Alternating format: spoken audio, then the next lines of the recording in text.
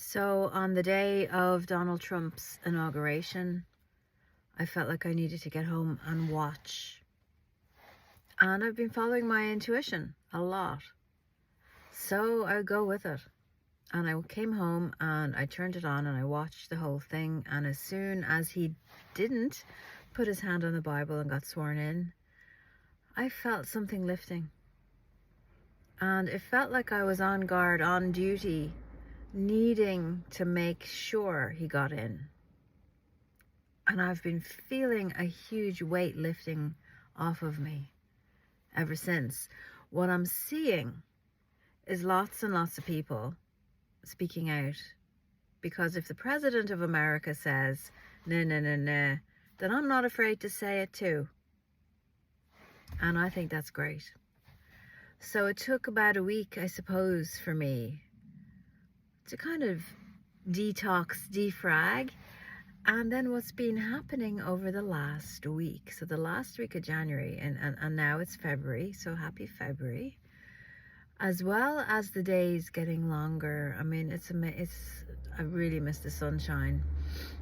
So to have it still bright at 5 o'clock is huge. It's a big deal.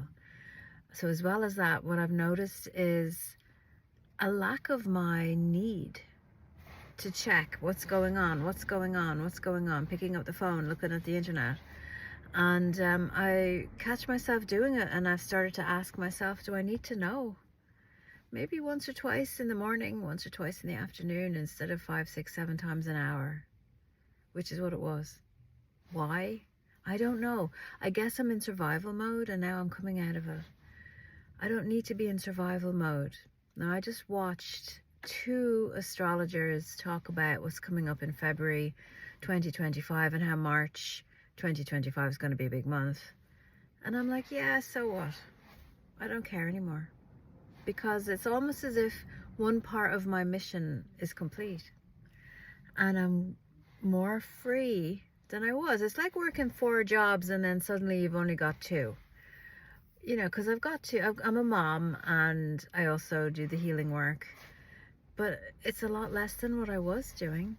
I'm like, oh, so I sat down and I took a writing challenge this week. Can you write? And my novel came back to me, and I've got a momentum and I've got an excitement, and I thought I can do something for fun. I started to relax more.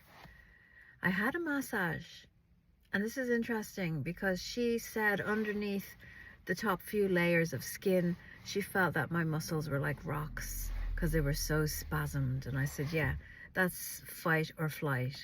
So I'm going to focus this month on releasing that. And then 3 days ago, I said to God, to the angels, I said, please, can I be connected to more heart energy? Can my heart open more? That I'm sitting more in softness and beauty. And sure, it's not all day, every day, but I'm really feeling that that's the energy that I've been missing. That's feeding my muscles to allow me to relax that little bit more. So you've been looking at February updates. This guy says this guy says that. I like what Steve Judd said. For a grand scale, all these archaic dinosaur type, institution type, out of date type, obsolete, they're all going to have a really difficult time. We've got the tower card for them, the blasted tower. But for individuals who can dance and surf and move, and who are flexible and not attached to things having to be a certain way, it's going to be fun. It's going to be bright. It's going to be a good year. So we have to be at the crest of the wave, creating the things that are new. I feel I'm doing that with my Life Mastery Practitioner training course.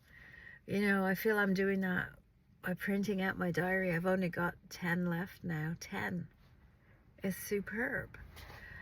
And bringing our attention and awareness to entrepreneurship, to individuals, and stepping away from these big corporations, stepping away from the news and the media. I posted up a great quote by Tessa Lena, who writes on Substack, Fighting the Robots.